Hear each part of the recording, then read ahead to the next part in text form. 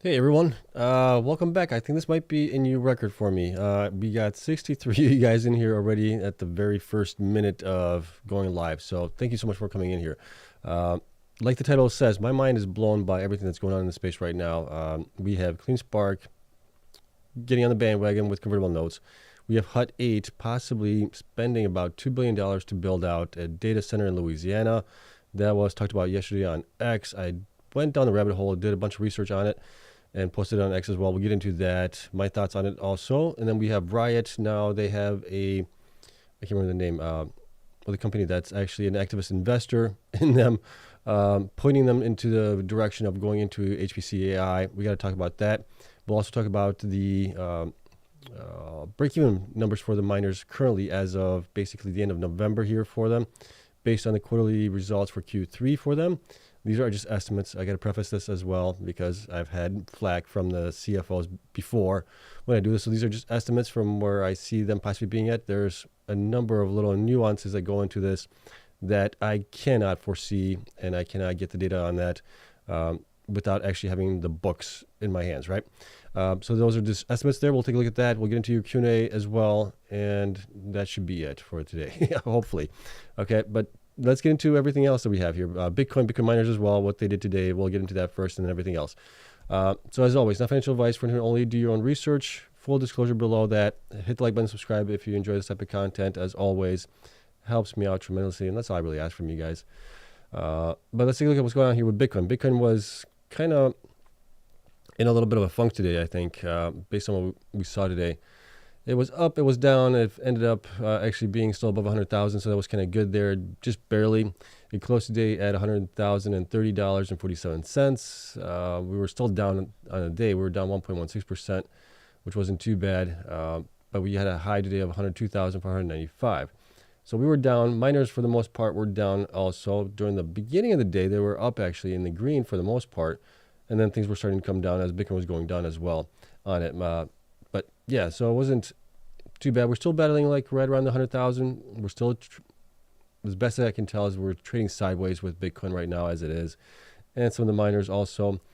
Some of the news stories that did come out here did help some of the miners out in the beginning of the day, and things went south afterwards.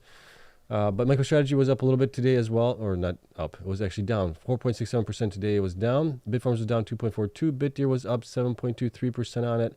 Cypher was up 0.46. Cleanspark was down 3.9. I mean, but you can see here BitDeer was up definitely higher towards the day. It reached a new all-time high at 24.68 and then came back down. Cypher was up just a little bit here, 0.46. Like I said, Cleanspark, and my internet is really slow today. I don't know why. Cleanspark was down 3.9. CORZ was up down 2.02. Hive was down 3%. Hut 8 was actually up 2.36.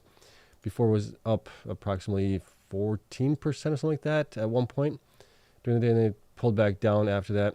I wish it would load. I don't know why my internet, but yeah, it's either my internet or TradingView is having issues. One of the two. I'm guessing it's probably TradingView. IREN was down 1.32%. Marathon was down 2.9, almost 3%. Riot was up a little bit as well, 4.76. Wolf was up 4.44%. And then the smaller miners were down for the most part, with Mawson being the only one that was up 0.78. And then we had the ETFs being down as well today. So, yeah, we're still trading sideways on these things. Looking at over things, getting a little ahead of myself here. Bitcoin is still up 3.73% on the month right now, and we are at December 12th right now as it is. So it's okay month. It's an okay month. It's not a great month. It's an okay month for us right now. We'd like to see that a little bit higher than where it is right now. And we might end up there before everything is said and done. But the news stories that we do have here, the first one is going to be on Riot. So McNally Money posted this. Riot Platforms, this was from investing.com. Shares surged 12% on Thursday following a Wall Street Journal report that activist investor Starboard Value has taken a significant stake in Bitcoin miner and is pushing for strategic changes. Starboard is pushing Riot to repurpose some of its Bitcoin mining facilities to serve large-scale data center users known as hyperscalers, the report said, citing sources. And I did see the same thing on TradingView for the news part of it. I saw a couple of things on it about it as well. Riot did, I don't know if I have it here, but let me see if we can pull that up. let me see. Let's go back here. Let's go to Riot and see if that loads. But it was in there. Let's see. It's taking a while to load. Riot did have a comment in one of the articles, I believe, that they are. Let's see. Where is it at? Riot. Let's see if this is one. Okay, here we go. In a statement to Barron's, a spokesperson of the company said Riot regularly speaks with shareholders and has engaged with Starboard on multiple occasions. We are committed to creating value for all shareholders. We are looking forward to constructive dialogue with Starboard on ways to achieving this shared goal. The company said, so they are working for it. Shares, let's see, Thursday were down 16. Yeah, that's basically it on it. So they have been talking to them. And what do we know about Starboard? Well, I didn't know much about it before this. But Starboard Value LP is an investment advisor with a focused and fundamental approach to investing in publicly traded companies. Starboard seeks to invest in deeply undervalued companies and actively engages with management teams and boards of directors to identify and execute opportunities to unlock value for the benefits of shareholders. Okay, so they're an activist investor basically, right? They go into these companies that they believe that they are undervalued, and they try to sway the companies into going directions that they think are beneficial to shareholders going forward, right? So is it always the case that they win? I don't know. I haven't really looked into board value as far as what their performance has been over the years, but it does mean that Riot does have now somebody that's basically on their back, and you could say politely screaming in their ears, to do these types of things where it's HPCI related. The question there is with this course kind of site that they have, do they have redundancies in internet fiber? Basically, you need that, and then they would need to obviously change out, or not change out, more retrofit their facilities to be supportive of like a tier 3 data center for hyperscalers at that point as well. Kind of what we've seen with CoreWeave and Core Scientific, right? Core Scientific has transitioned some of their sites into becoming tier 3 data centers for CoreWeave there. And yeah, it's definitely going to be interesting to see how this plays out for them. Being an activist investor, what I typically think of, at least activist investors, is they take on a large position in a company and try to make their changes there, right? Whether that's going to be through board changes, through management changes as well, things like that to go along with it. But I think the underlying properties there is the big question there. Can they actually provide value for a hyperscaler to come in and have their infrastructure set up there, right? That's the big question really there. Is that a possibility? And we really don't know. Riot does have two facilities, Rockdale and Corsicana as well. Corsicana is the largest one that they have there, right? Typically when you look at HPCI, you want those closer to large metropolitan areas, typically, where you have a very little latency for companies that are positioned in those metropolitan areas to get access to those data centers and things like that. But it's interesting also that this is happening. That's why my mind is blown by everything that's happening here. We got, prior to this, we had Riot being an activist investor in Bitfarms. There still are an activist investor in Bitfarms, wanting to make their changes there known. And now you got somebody that's actually attacking Riot a little bit. It's a crazy and wild space that we're in. It's very volatile. But it makes it also a lot of fun, but also a lot challenging to keep up with everything that's going on here. So we'll see how this actually plays out going forward. All right, next here is Cleanspark. So Cleanspark announced today that they have proposed a private offering of $150 million of convertible notes, similar to what I believe Riot just did recently on it. We are going to get probably more details on this as this evolves going forward, but this is just a trend that we're seeing here in the last couple weeks, months, I guess you could say. We're seeing a lot more companies doing these things in, I guess, what's the word I'm looking for? It'd be in absence of doing the ATMs. So instead of doing the ATMs, a lot of these companies are doing these private offerings where they basically push the possible possible dilution of shares towards like 2030, right? Unless they actually pay for those convertible notes, you're more likely going to get dilution. We've seen Cleanspark here do the same thing with a capped, what do they call those? Capped something. That's down below. oh gosh, I'm drawing a blank on it right now, but it's capped something. We saw IREN do the same thing. It's supposed to limit or at least decrease the amount of dilution that's going to happen going forward, but you're still going to have dilution, right? But I think it's nonetheless is a good thing for all these companies here. And the reason I say that is because I'm almost starting to think that some of these big guys that are manipulating the shares of these guys, shorting them, might be going to these companies and kind of shaking them down a little bit, saying, hey, if you don't go with us with these private offerings and these convertible notes, we're going to just continue to short the heck out of you. So I don't know if that's just kind of my thought. Maybe that's my little tinfoil hat on right now, being, what's the word there? Being anti-establishment, I guess, something like that. That's where the thought came in earlier today. I'm like, we're seeing a lot of this happening here. We're seeing the miners being also shorted quite a bit. And is that just a response to them going, hey, we want to make as much money as we can, and maybe this is the way for the big guys to make as much money as they possibly can on it with little downside potential. So I don't know. You guys let me know what you guys think on that, but that's just kind of my little thought on it. But here's what we have on it. So Cleanspark today announced that it intends to offer, subject to market conditions and other factors, $550 million aggregate principal amount of convertible notes, convertible senior notes due 2030. To the initial purchases for resale and private offerings to persons reasonably believed to be qualified institutional buyers. I don't know what that would mean. I would have to look that up, but man, I'd like to possibly get on these deals as well. Cleanspark also expects to grant the initial purchases of the convertible notes and an option to purchase within 13-day period, beginning on and including the date at which the convertible notes are first issued, up to an additional $100 million aggregate principal amount of the convertible notes. The offering is subject to market and other conditions, and there can be no assurance as to whether, when, or on what terms the offering may be completed. Okay.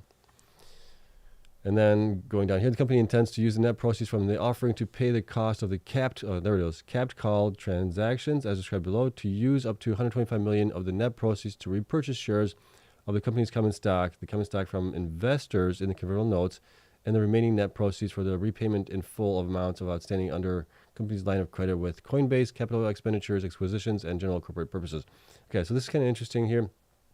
I can't remember if this was the same kind of language that we saw with like IREN and others as well in Riot, if they were repurchasing from the investors. So basically the people that are giving them the $550 million, they're going to be repurchasing the shares from them of $125 million. That seems kind of weird to me. I don't know why, but maybe I'm wrong on this. But why would you repurchase the shares from them?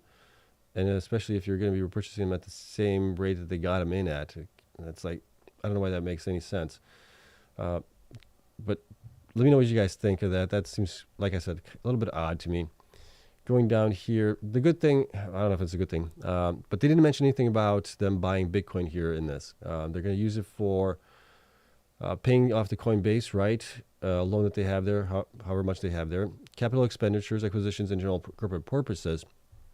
But no mention of buying Bitcoin here, which they've been kind of adamant for a long time that Bitcoin miners that mine Bitcoin should probably not be buying Bitcoin at a, I guess you could say, not really a premium, but at the spot price of Bitcoin when you can mine it at a much lower cost, which I kind of tend to agree with them on that point.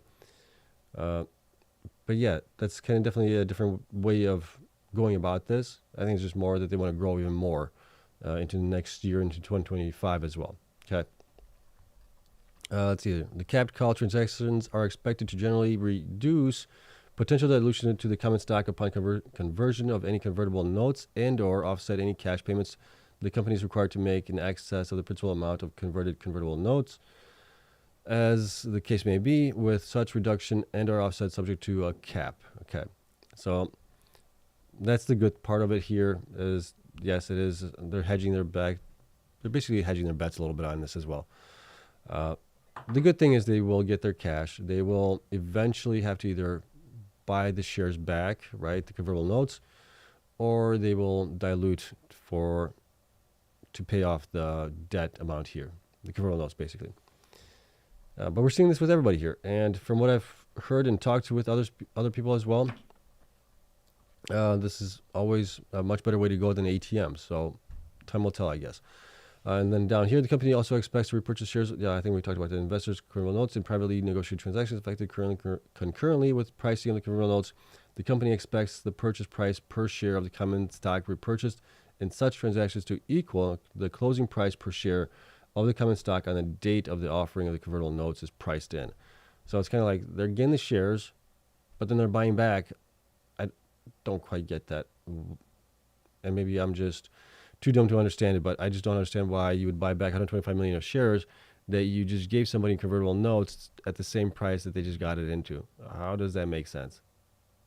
Somebody please make it make sense for me. My brain might be just too much to understand this on this. But yeah, that's basically it. So we'll see what they do with it. I think it's going to be used mostly for growth going forward with them.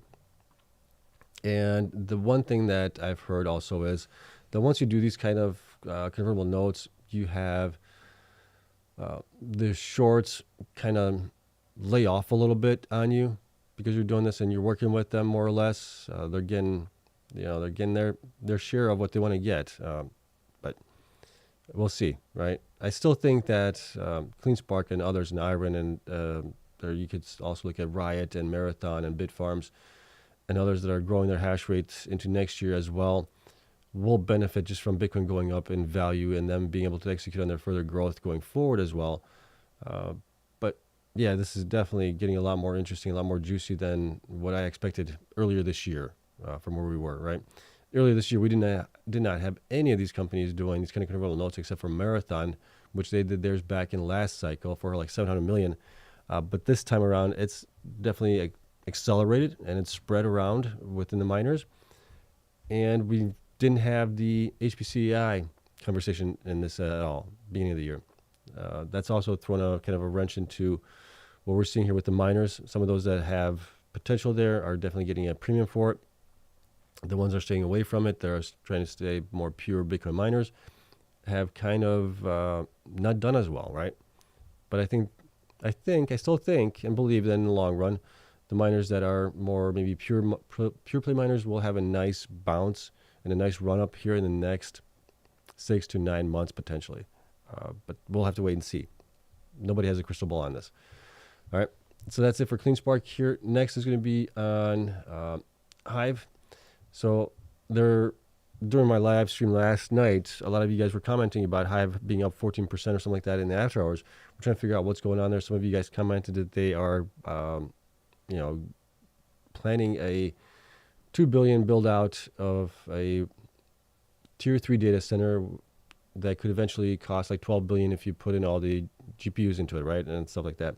So I did a little digging into it, and I did find the information to be legit. Initially, I thought it was just like a fake news story. I'm like, how are they going to be spending $12 billion on a data center when they're valued at like $2 billion something? It's like that just doesn't make any sense to me. But I did do some digging onto it and found this out. So I did post HUD 8 news leak is legit.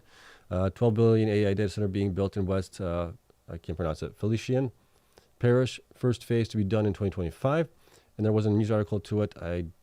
Did I post it? Yeah. So here's a news article of it. This was the local news that had a story about it. From there, I'm like, okay, well, we know where the city's going to be. We know where the parish is at. It's like, can I find the Planning and Zoning Commission there? Is there any data on it? And sure enough, I did find some information on it, and I posted about it. So here's the West Felician Parish Government, public services that work. It is their Planning and Zoning Commission there. And they do have a HUD 8 site package here. So I'm like, okay, well, this is very interesting now. We're getting into some deep grass here. And sure enough, they provided this for us. And the surprising thing for me was, why didn't HUD 8 come out before this? I'm sure they probably knew that the story was going to be coming out, right? I'm sure the news network probably reached out to them and said, hey, do you guys have a comment on this? That we're going to be doing a story on this. It's going to be coming out, da-da-da-da-da.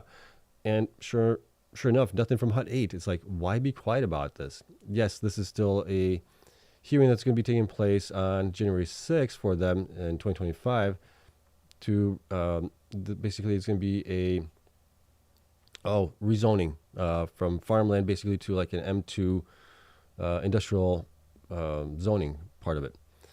But here's what we got. So we do have here HUT8, right? The address for them, the telephone number, email, as well as the individual doing it. We have also down here, describe land use and development proposed for the subject property, including the time schedule, if any, for development use, additional page if necessary. So HUT8 provided this.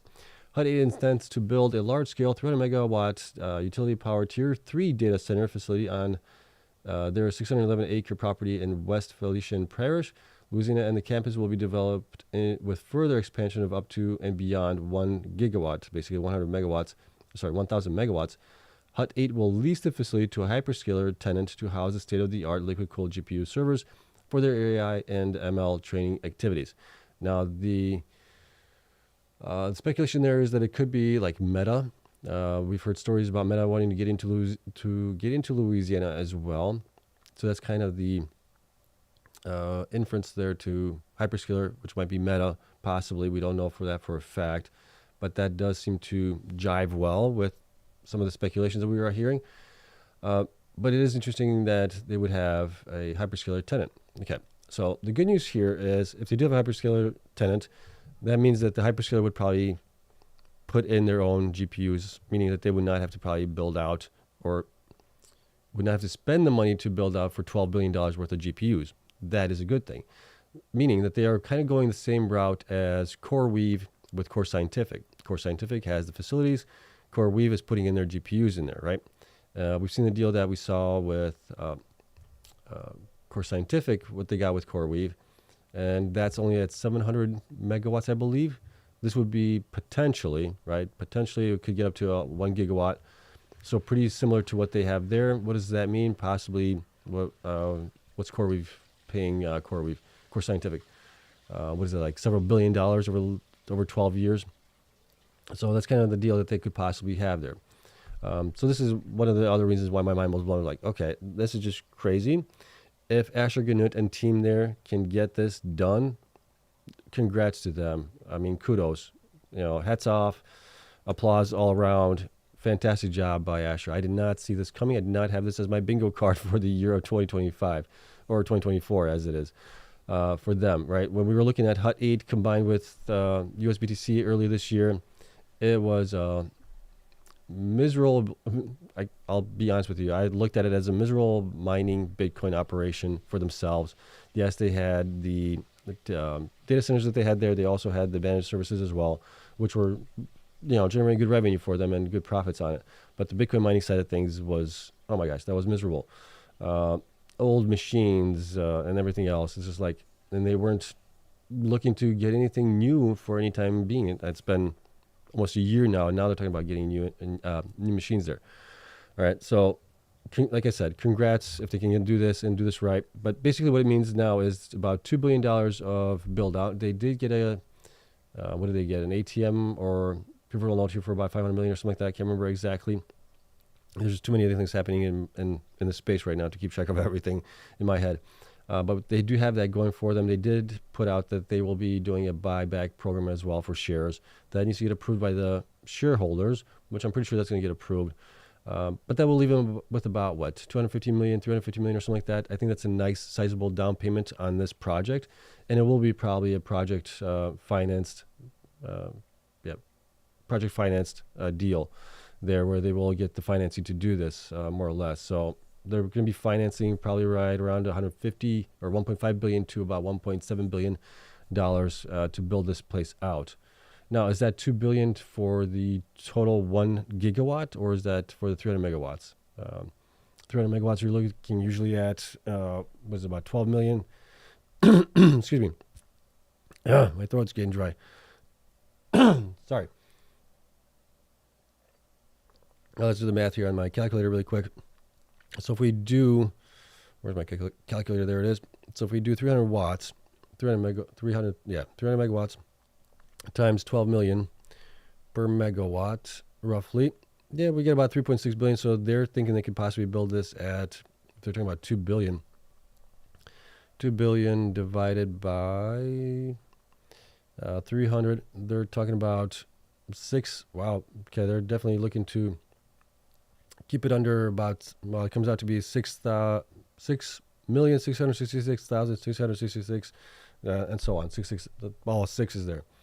So that would definitely be a very low cost to build out at that point for them, because typically we're talking about somewhere between 10 and 12 million historically to build out a tier 3 data center. If they can build it out for half that, congrats to them.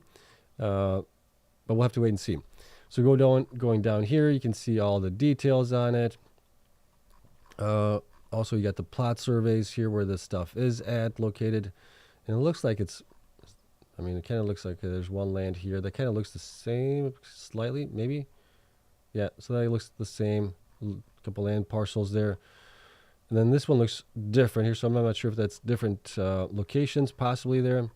But down here you can see the actual facility that they're looking to build out. I'm sure this is just rendering right now for the time being.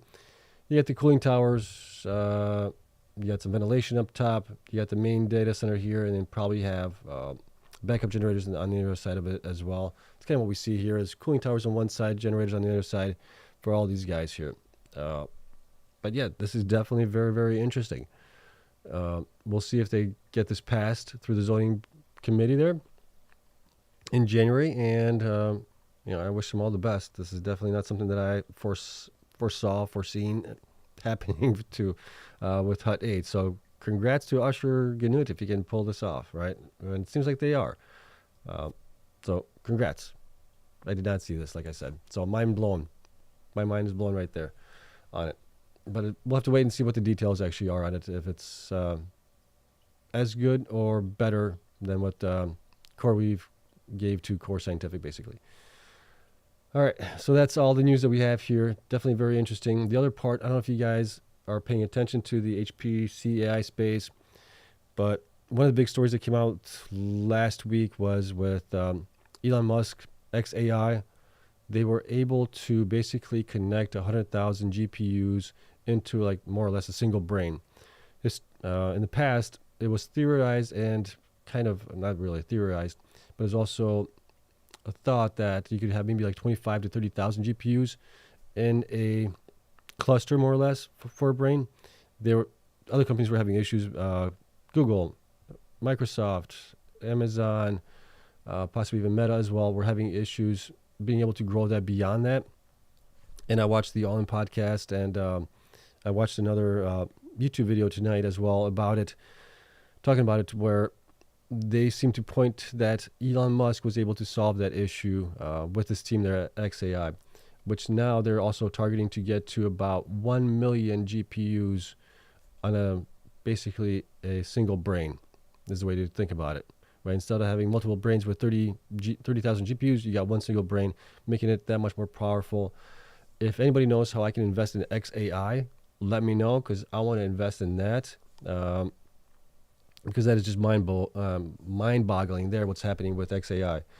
And also, right now, I think with XAI and NVIDIA, XAI, Elon Musk has a direct line into NVIDIA to get the Blackwells coming up, anything that he needs, because Jensen there has basically praised to Elon Musk as far as how he's able to do this, and where others have not been, and also being able to build it out. So if you guys are interested in the HPCI space, take a look at what's going on with XAI. Take a look at what they've been able to accomplish there.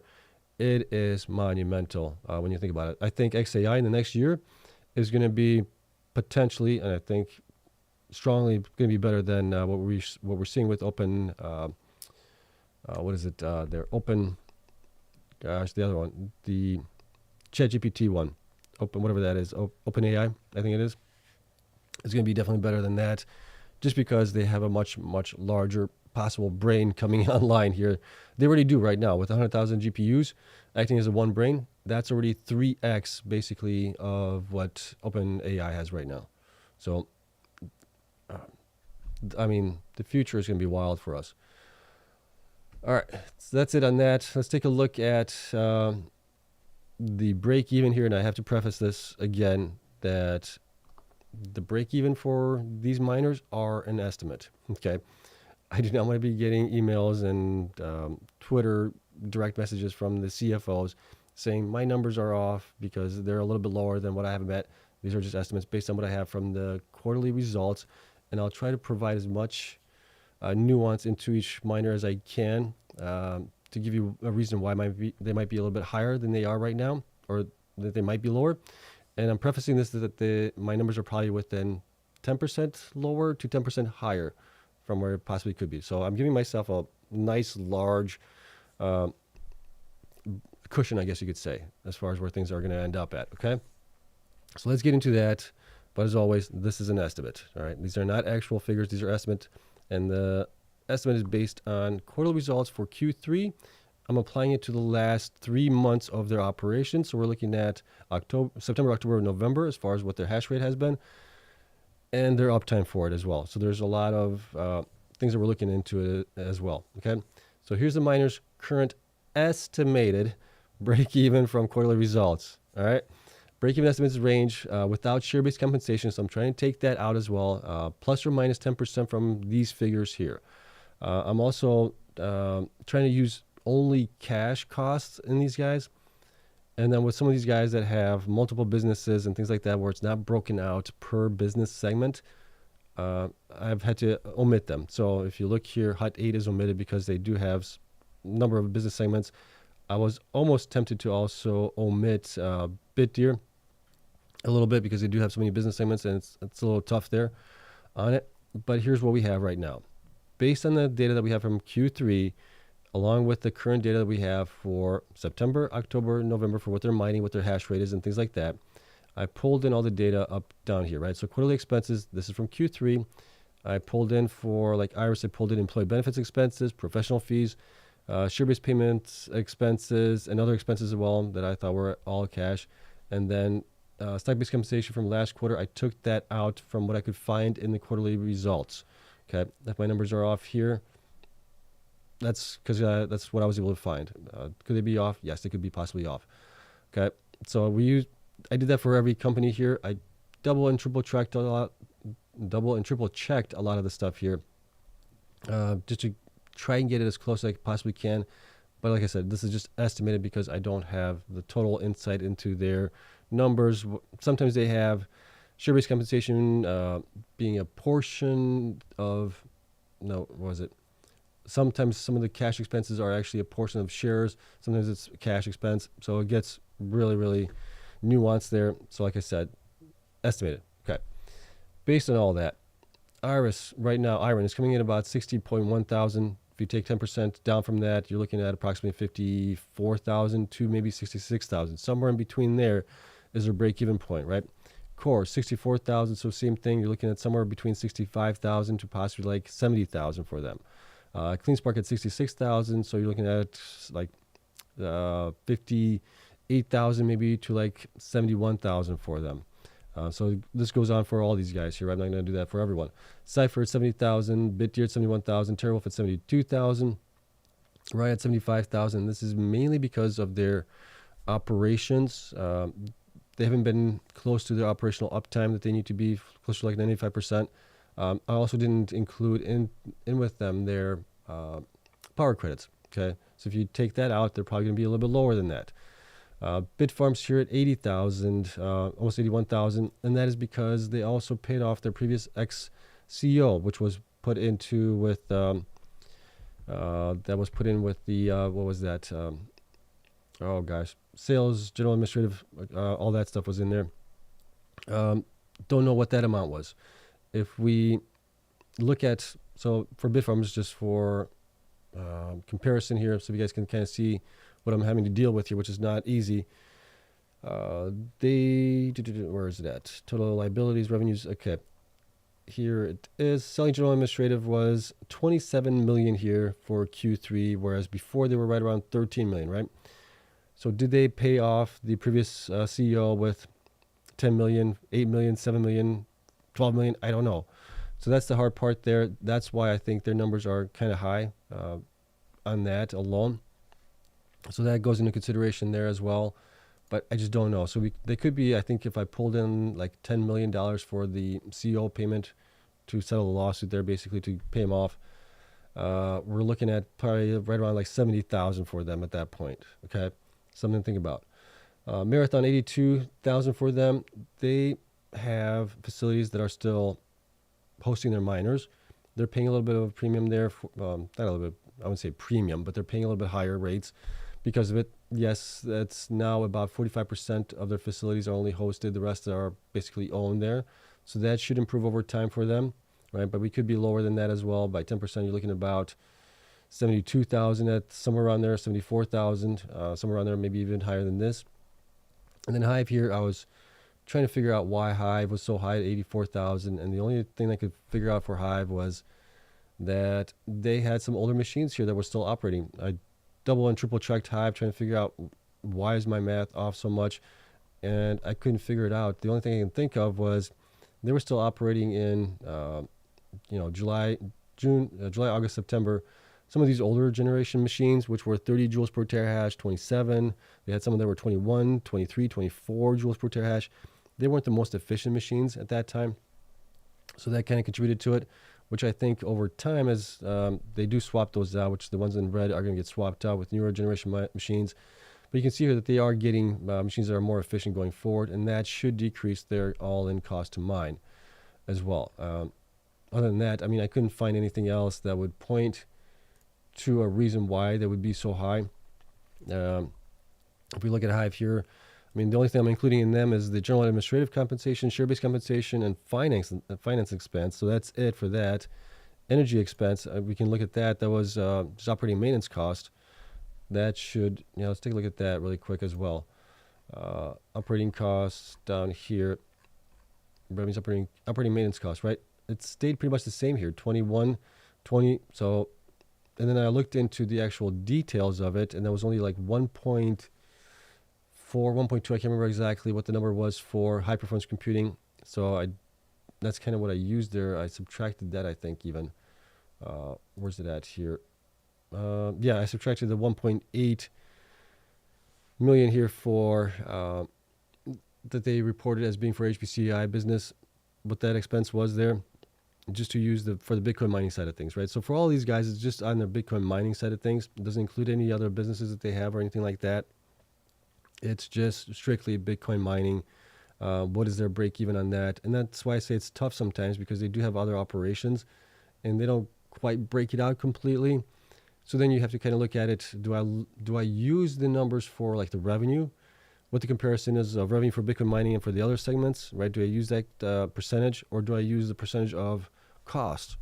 And that's where it gets tough. So this is the best I could possibly think of. And like I said, it's an estimate, but it gives you at least a rough ballpark of where the companies are at right now on it. So all the CEOs and CFOs at the companies, do not scream at me.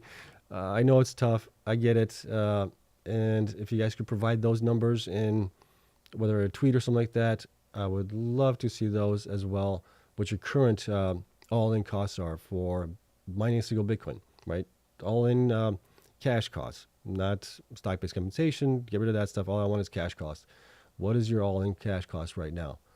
But yeah, this is it. Kind of interesting to take a look at, as always. And we do this quarterly once the miners do report. They did, a lot of the numbers, I'm trying to think from the last one. I have to look at the last numbers that I have for them as well.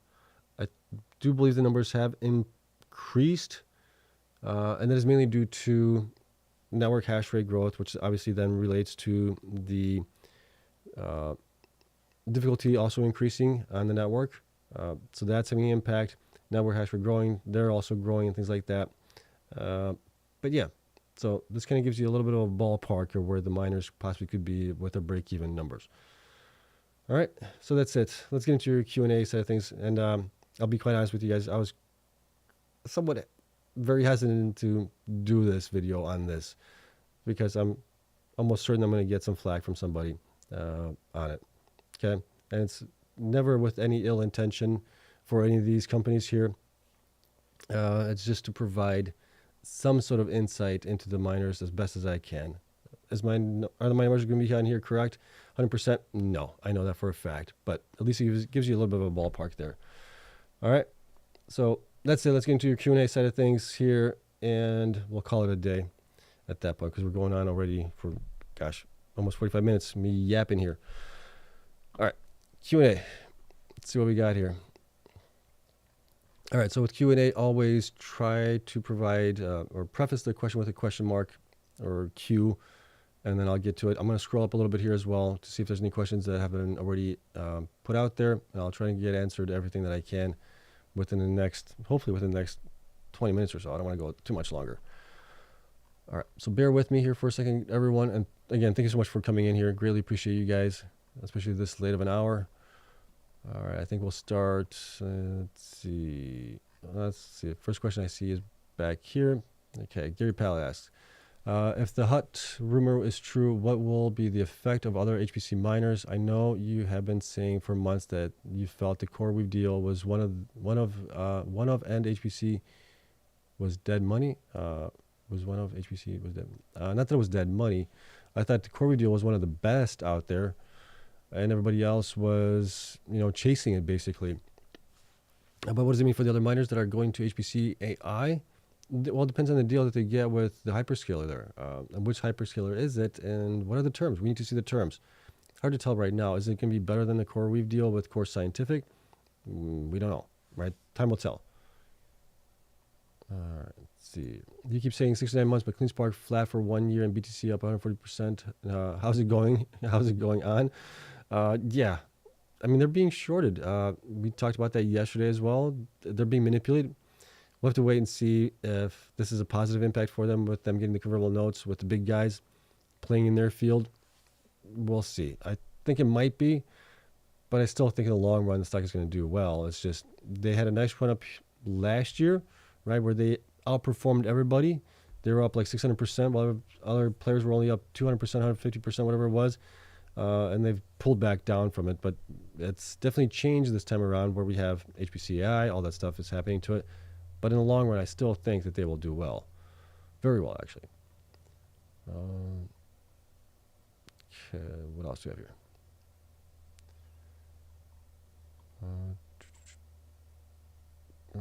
Okay. Okay, let's see here. Hi, Seb. I tripled my money on HUT 8 and sold 1/3 of my position to take out the original amount. Very nice. Let the profit ride for another run. Good strategy. Yeah, I did that with Cleanspark and bought more IREN at that point, right? I was up huge on it. Sold 20% of my stake there. Did the same thing. Let's see here. Soda says, I'm down $1,000 down on Cleanspark and my average is $12.96. Should I add more at current prices? I would be. That's just me. Whatever you do is up to you. But I probably would be dollar cost averaging in. I did that. I started buying them in January of 2022 with them being at like $9 something. Bought them all the way down to like $2 something. DGHI makes a good point there. Wait until tomorrow. They will be on sale. Yeah. Okay. You think HUT 8 will do a correction since it will take a year or longer to build that building? That, I don't know. Yeah, also the timeline there was quite optimistic, I think, 2025, by the end of 2025. If you're talking about building out 300 megawatts sites, I mean, you need to have the coolers in place. You need to have the generators in place, all that stuff. That's going to take time to get all that in. I would say maybe they could possibly get that done by the middle of 2026, I would think. But they could surprise us. Why do the miners suck as investments? So sad. Won't do this next cycle. I'll just buy more SUI. The miners, depending when you get into them, that's the big thing also with the miners, is depending when you get into them. If you get into them when they're running up, like some have earlier this year, right? We saw Cleanspark get to like $24. Marathon gets to much higher. Depending if you bought into that kind of hype and you didn't buy them before then, yeah, so you're probably going to be upset. You're going to be not feeling very well because they're not doing great. And historically, they should be running much better here going forward. Now, I keep saying that, but it's not happening yet with some of these guys. But I think in time it will happen, unless this is a completely different cycle, which we will see. Let's see, question. Seb, I believe the difficulty adjustment is December 15th. Is 3% the increase as is being reported? I haven't checked into it here recently. But based on what the network hash rate has grown, that seems kind of right. Let's see, how low can Cleanspark go? I wouldn't think that too much more. It can still definitely go a little bit lower because what they're going to do is they're going to try to reprice the convertible notes the big guys are going to try to reprice those as low as they can get them for, and then they're going to probably let their stock run. Okay. What else do we have here? All right. What do you think of Bitfarms' fair value of 71.94? Oh, Canadian, so that would be what, roughly 55 USD? That seems way too high for me. I was thinking like this cycle they might get to like between $10 and $20, but you're talking about like $50. That, I mean, Bitcoin would have to be probably way north of 250,000 at that point. All right.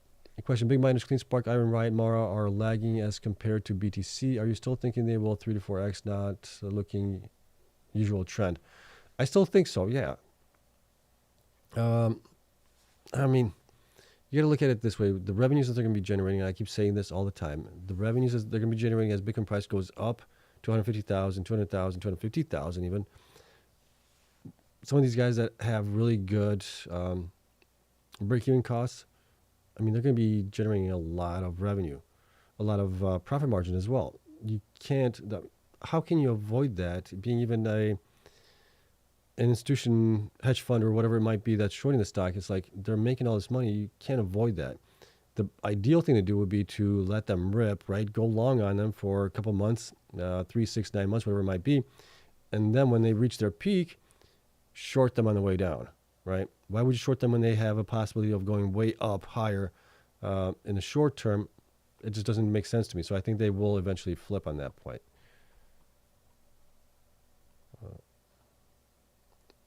What else we got?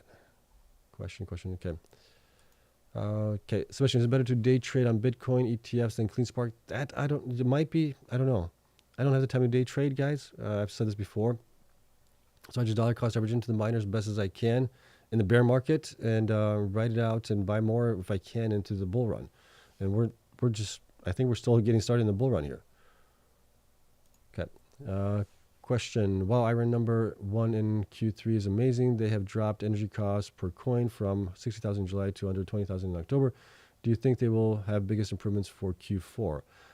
Possibly, yes. With the amount of Bitcoin that they're mining now with the hash rate, the only thing there is their uptime. We need to see their uptime much better than what it was in November for them. And then we need to find out what's going on with the T21 miners there. Are they having more issues with those than originally reported? Okay. Let's see here.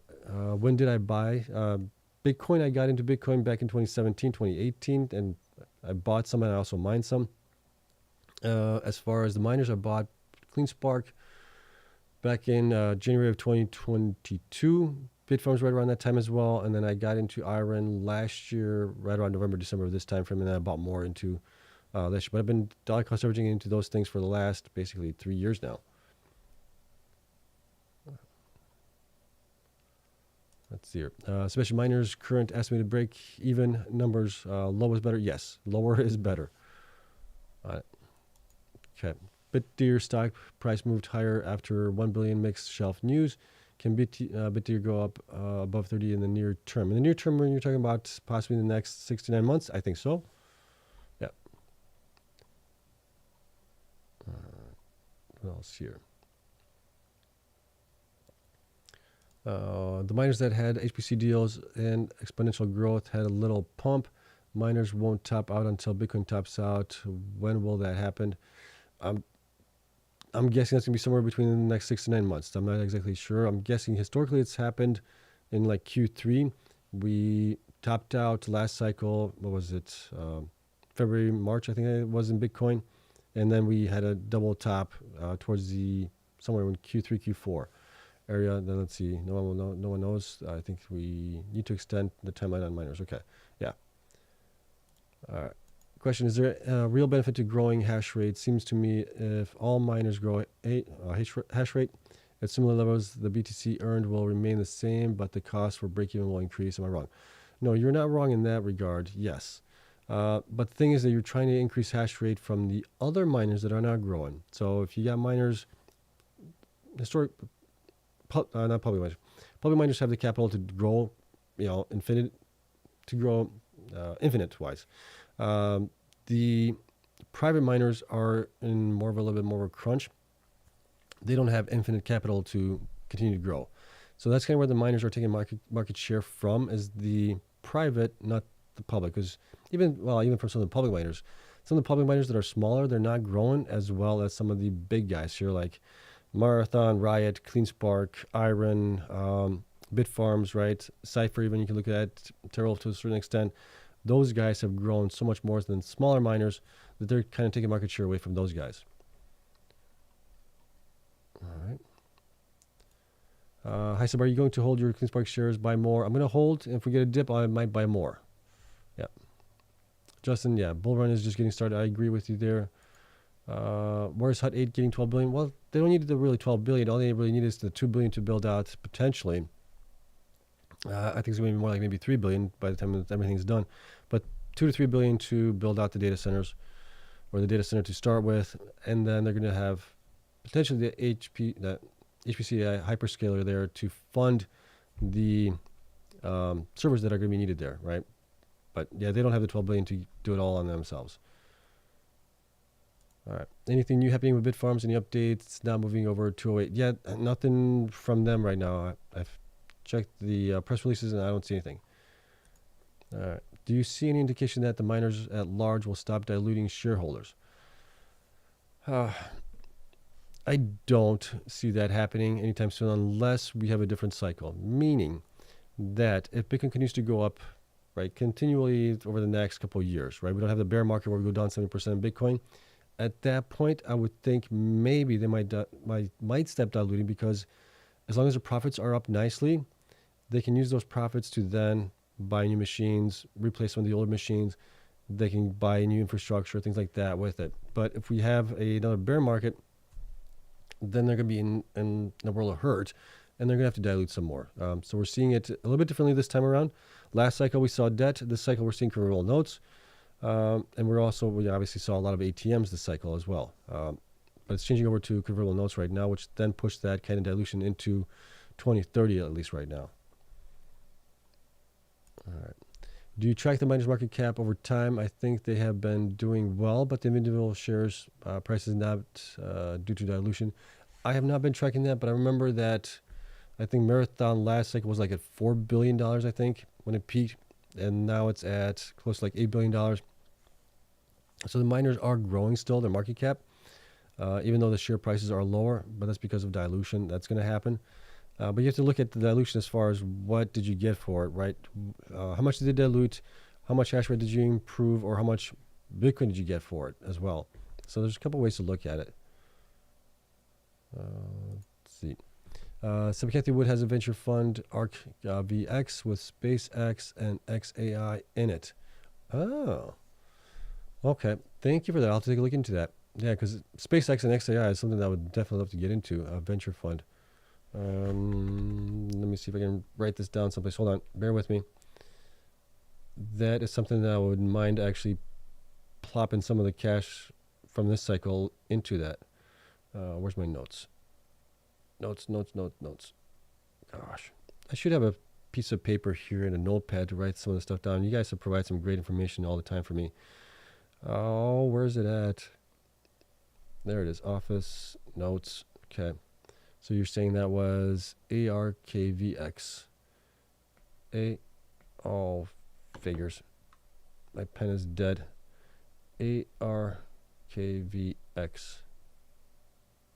ARKVX. Okay. I will take a look at it. Andrea, thank you so much for that. Okay. Done. Saved there. All right. Sorry about that. All right. Let's see. Question, Seb, can we change the narrative that miners are only good short-term investments, possibly scenario BTC price goes up to 20, 50% because of perpetual demand? Let me see if I can understand this right. Can we change the narrative that miners are only a good short-term? Yeah, I've always said the miners are a short-term investment. They're never a long-term investment.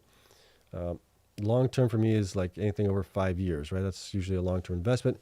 Short-term is like a year to 2, maybe 3 years at most. Right, with the miners, I've been in this cycle. This is my second cycle I've been through the miners. I've been in Bitcoin cycle now. This is my third one. But yeah, the miners, you typically don't want to hold on for a long time. You want to get them at the bottom as best you can, and then ride them through the wave to the top, sell them, rinse and repeat. The only thing that might change here is if we have an extended cycle this time around, which we don't know. And we'll see that at the end of the year, whether or not that actually happens. All right. When will you give Wolf their flowers? LOL, just kidding. Don't worry. HPC announcement next few days, guaranteed. I'm hoping for it, right? They've been talking about it, so we definitely need to see what's going to happen there. The stock has had a nice run up here, actually a very nice run up, because of that anticipation there. So I'm really interested to see what they come up with. And I truly hope that it's something monumental, something big and great for the investors here. Because I would hate to see some of the investors that got into it. Most of the guys would be profiting profit, so even if it wasn't a big deal that they got from a customer, that you guys could at least still have profits there before selling out. Let's see. Is retail or institution or ex-board members shorting Bitfarms? Could be a combination of all three, actually, with that one.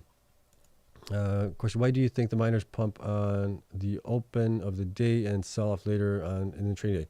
Well, today it started out with Bitcoin being the green, and then Bitcoin was going into the red. That's part of the reasons there.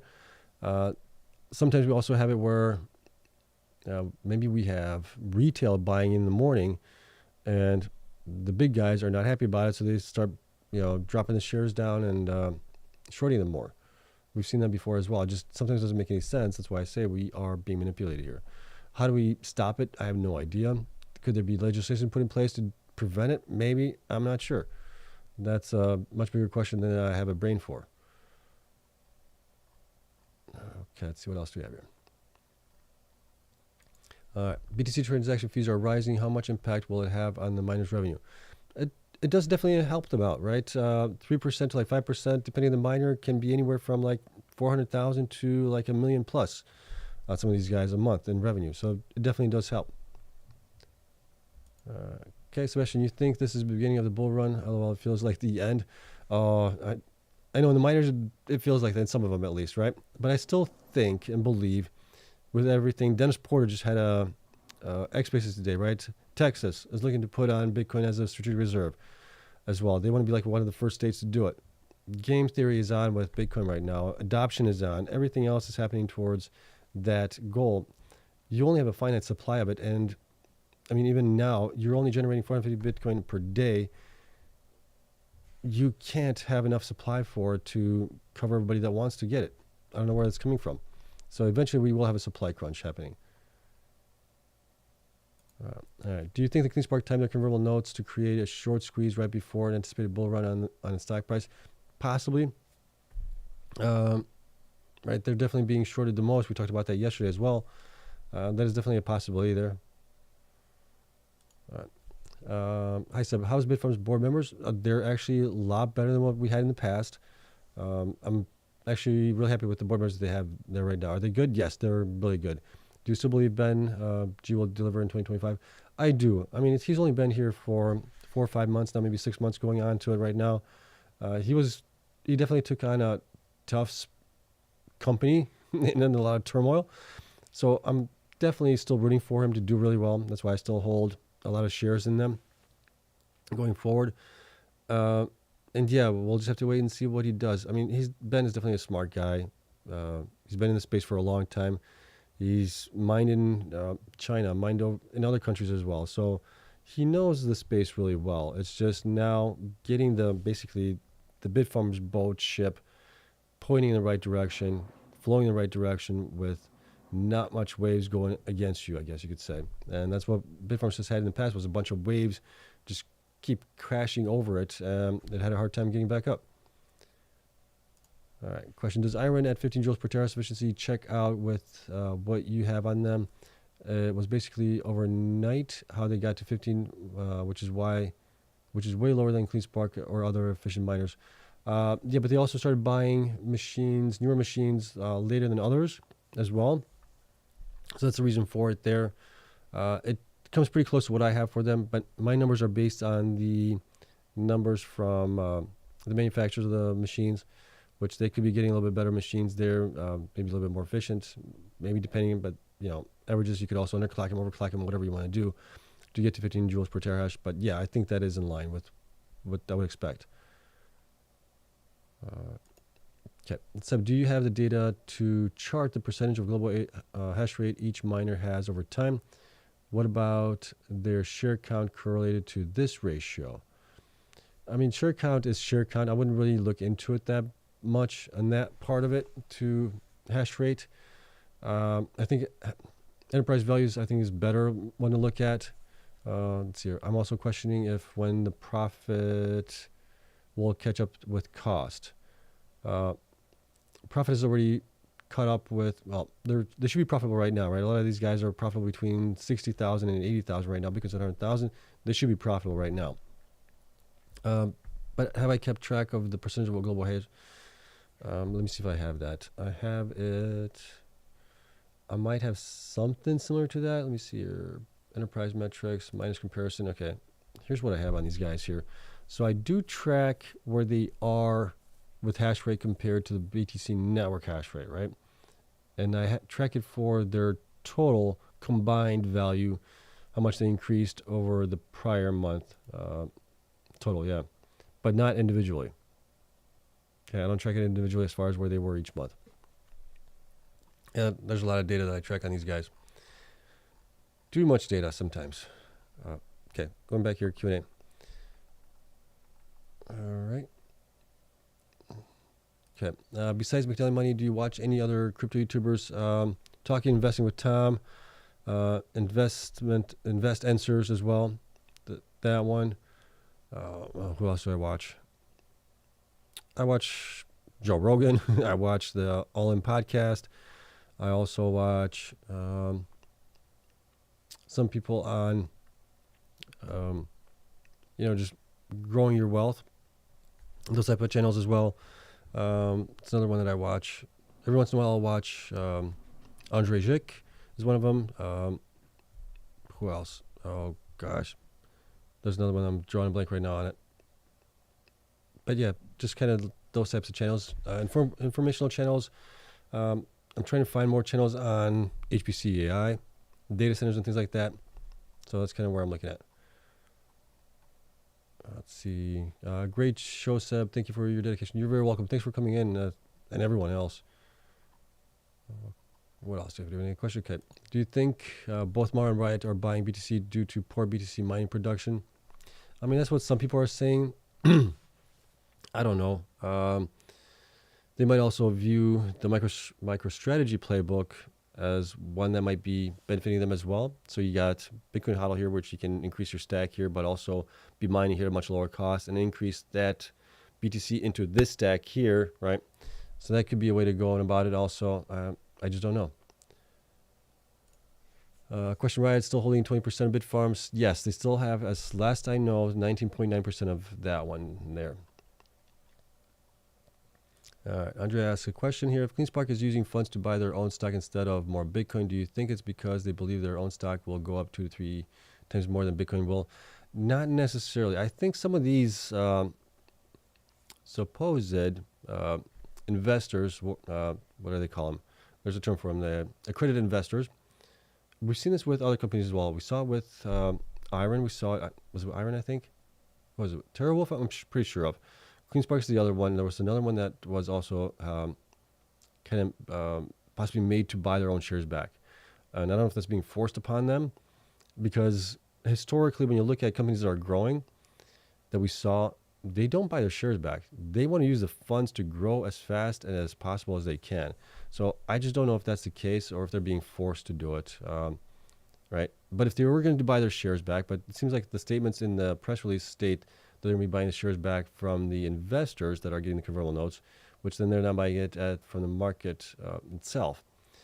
But if you're going to buy shares back, I would be like, okay, yeah, I'll buy my shares back, but I'll buy them back in the next bear market when the share is at $3 a share. I'm not going to buy them right now when they're, $12, $15, whatever they might be. That's kind of the way I would do it, but I'm not the CEO of any of these companies.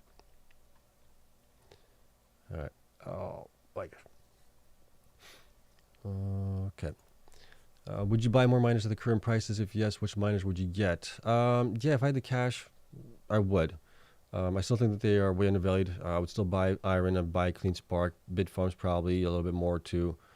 I would probably even looking to get in Riot and Marathon right now as well. I think those guys are still undervalued from where they really should be.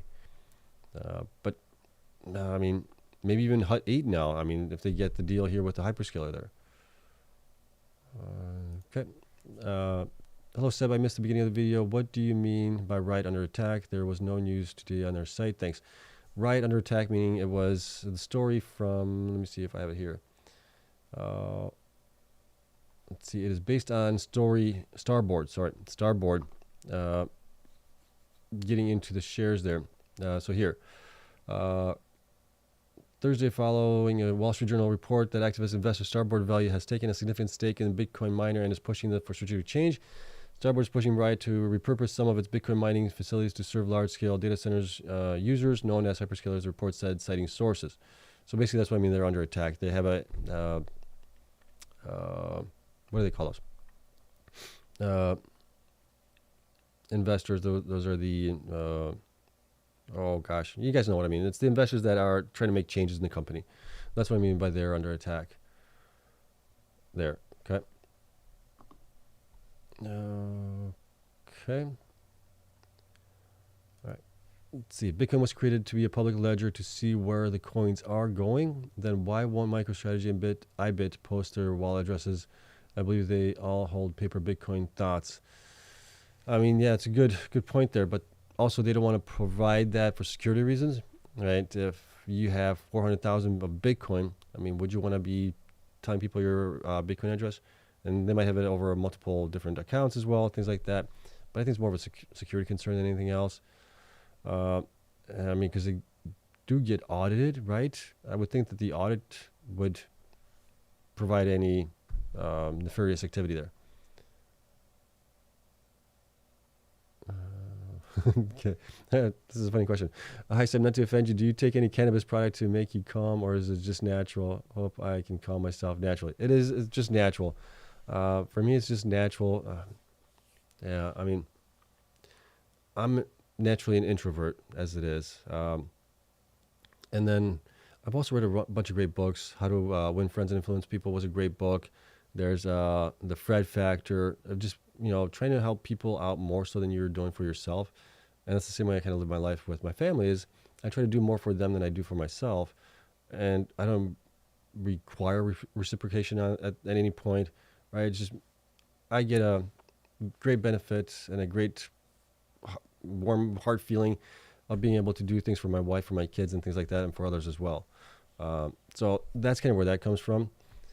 And yeah, I don't know how else to describe it. It's just, I've been kind of this way for as long as I can remember, I guess. I don't know if it's whether it's just good genes, whether my grandparents were this way. I'm not sure where it comes from.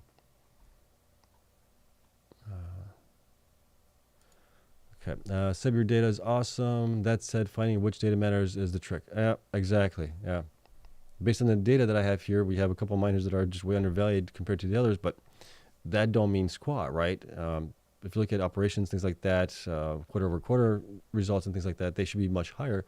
But it was just the news on HPC AI potential that drove other stocks up, which I didn't account for. There was no way to account for it, or I didn't see it. So sometimes things go on their own way. All right. How risky is buying Bitcoin for miners? They don't seem to be getting a premium beyond Bitcoin value, and all miners who bought Bitcoin last cycle lost it. Almost bankruptcy, bankrupt Bitfarms. Yeah, it wasn't just them, it was Core Scientific as well.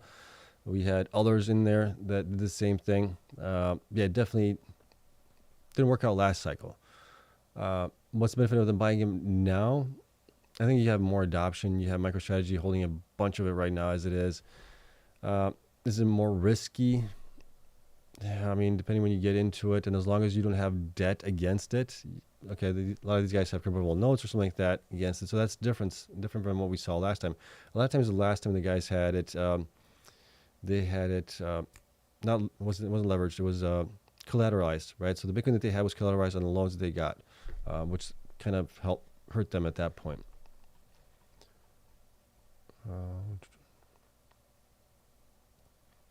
All right. Do we know much about the shares being sold short? Who's most responsible and why? Is it simply because Cleanspark diluted so much that it's just an easy target? Thanks. I don't think it's the dilution. That's the reason why. I think it is also, I mean, we're seeing it with kind of like the top. I want to look at it again. Let me see. I don't want to misspeak here. Let me see. Shorted, where is it at? It is right there. So we had, okay. So we got Cleanspark being shorted the most here recently, right? Marathon, TeraWolf. TeraWolf has had a huge run, so that's kind of the reason why I think it's being shorted more now. Also, but it doesn't really play into it, but I think that might be the part of the reason there. BitDeer, okay, has recently had a huge run up, but Riot also was one of the ones that I thought, okay.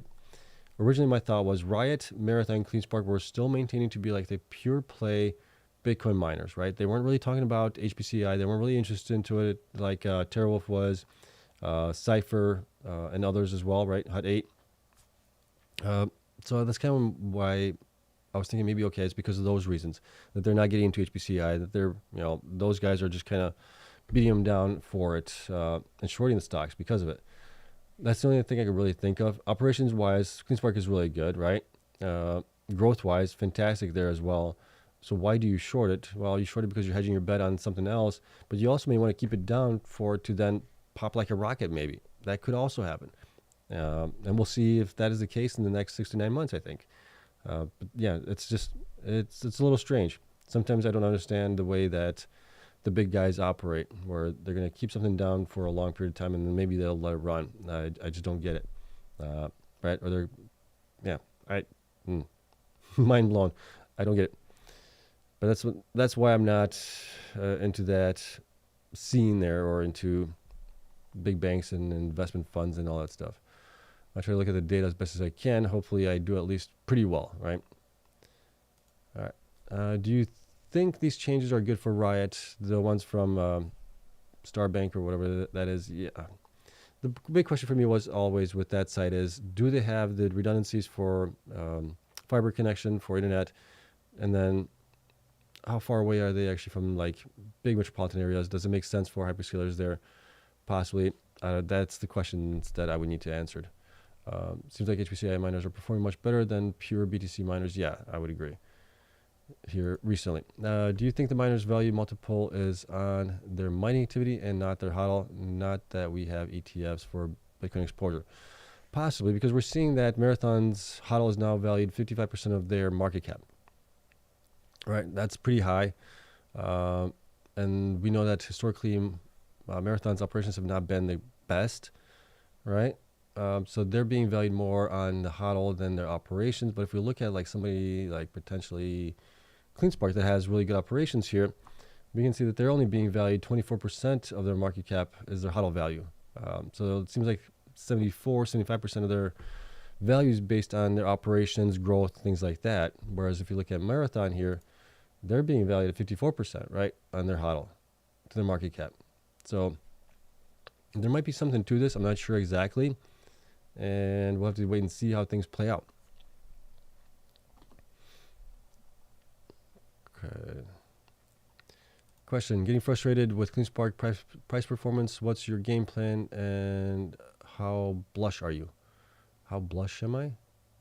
Like red right now? I don't know. Am I red? I think I was red. But as far as I mean, you're not the only one getting frustrated. What's your game plan? My game plan is to continue to hold right now. If we have a sizable dip, I'll probably buy more into them. And then eventually I will start dollar cost averaging out of them as Bitcoin goes up much higher. All right. Okay. Let's see. Bitcoin doesn't top 120 this cycle. With the highest multiple you think the miners will reach, will we lose out on our bull run, or do you think they will make a run no matter what? Let's say Bitcoin doesn't top 120. If it doesn't top 120,000, then we're pretty much where we're at right now. So some of these guys have already done pretty well. I mean, some of these guys are up 10% or 10x, 9x from the bottoms. So depending when you got into them, you might be sitting pretty, or you might be pretty frustrated right now, right? Kicking yourself in the pants for getting into these miners. But 120,000, I really, really, really do not think that's going to be the top here for us. I think we are going to be heading much higher than that. Okay. Question, more institutions seem to be buying BTC mining stocks while the shorts are moving the price down. Do you think shorts are working alongside big hedge to accumulate?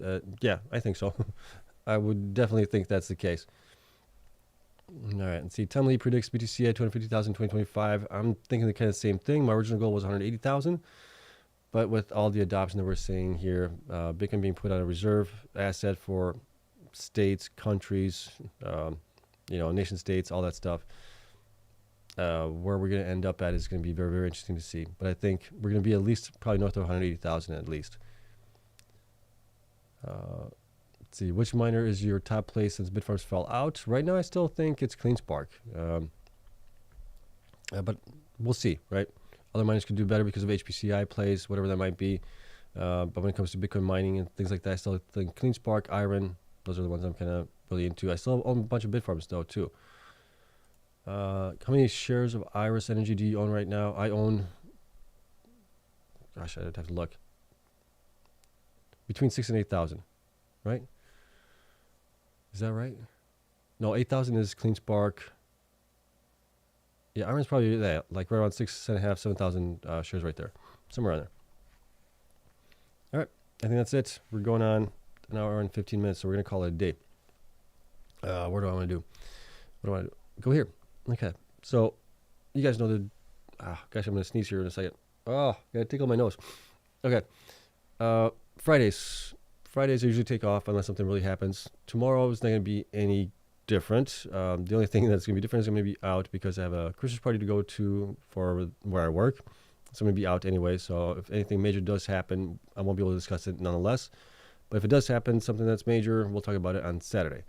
Otherwise, we'll get back into the swing of things on Sunday. We'll look at the miners versus the Bitcoin itself for the past week, see how they did compared to each other. And then... we'll see everything else here. And we got one last question from Ben Fishman here. Does Bitfarms have the employees to plug in the miners? Why is growth still so slow? I think it's they're still waiting on some of those T21s to get in there, and then they're building out sites. Thanks, and hit the like button. Thank you. I appreciate it. So I can buy more shares of Cleanspark. Yes. Hit the like button. Yes, I can buy more shares. Yeah, but otherwise, I wish you guys a great weekend. Friday's coming up, so be safe out there. Don't do anything stupid. Stay out of trouble, and then be patient. And be thankful for what you do have already in life. Right? Everything else that we're talking about here with the miners and everything else is an added benefit to possibly having a much better life going forward. But be thankful for what you do have. We have a lot to be thankful for as it is. I'm always thankful for the family, the kids that I have, and everything else, the work that I have beyond this, and then you guys as well coming in here. So don't get too down on yourself. I think we'll do very well going forward. All right. So I'll see you guys later on this weekend. Have a great weekend. Love you all.